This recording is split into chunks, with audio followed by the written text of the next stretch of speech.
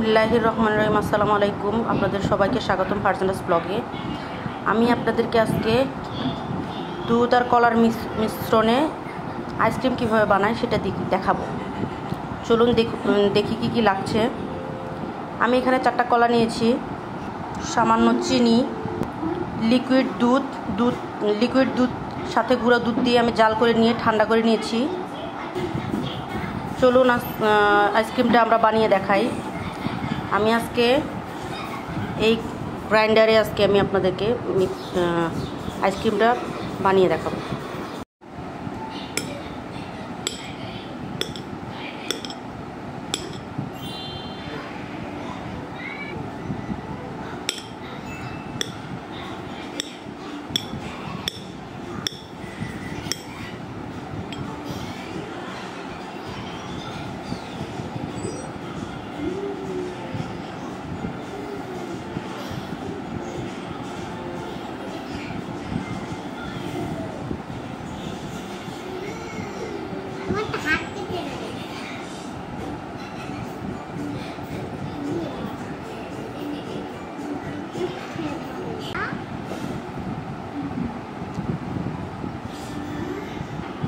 দিয়ে দিচ্ছি 2 কাপ পরিমাণ দুধ।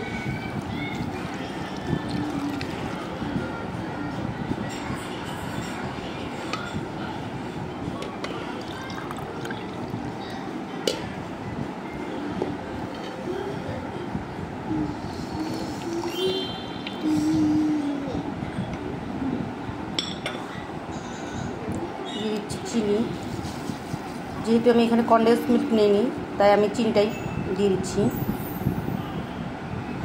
এখানে কলা আছে, বেশি চিনি দিলাম না, কলাতে মিষ্টি আছে, তাই চিনির পরিমাণটা একটু কমিয়ে দিলাম।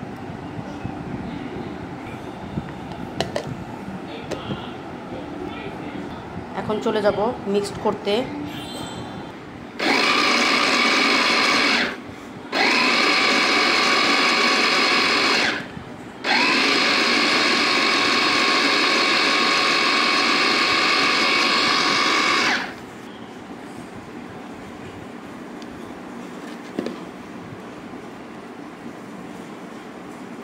তো আমার মিক্সড করা শেষ। এখন আমি এগুলো মোল্ডে ঢালবো। চলুন এখন আমি আপনাদেরকে মোল্ডে ঢেলে দেখাচ্ছি।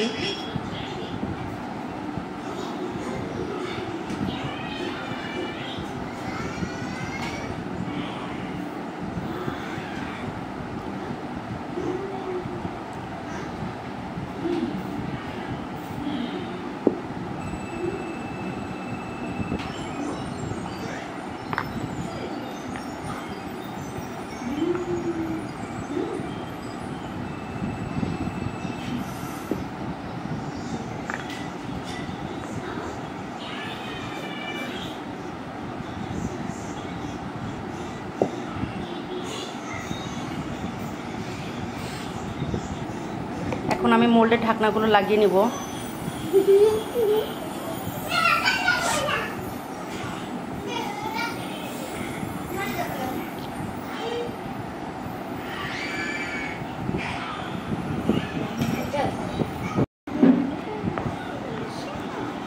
এখন আমি মোল্ডগুলো ফ্রিজে ডিপ ফ্রিজ করব প্রায় 7 থেকে 8 ঘন্টা।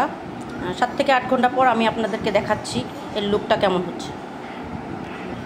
বাকিটুকু আমি বাটিতে সংরক্ষণ করব, ডিপ করব।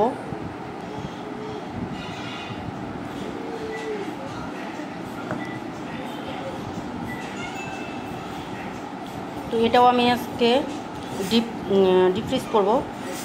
তারপর 7 থেকে 8 ঘন্টা পর এটার লুকটা কেমন আসে আমি আপনাদেরকে দেখাচ্ছি।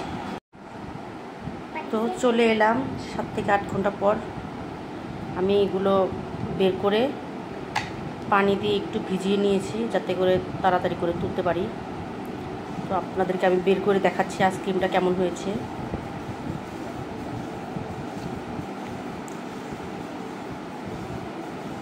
দেখতে পাচ্ছেন বন্ধুরা, কত সুন্দর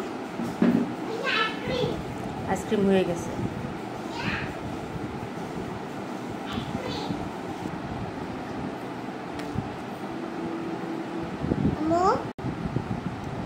দেখুন আমার আইসক্রিমটা হয়ে গেছে, দেখতে অনেক সুন্দর হয়েছে।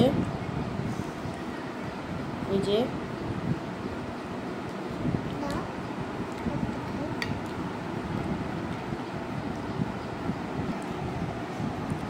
আমি বাটিতেও করে নিয়েছিলাম।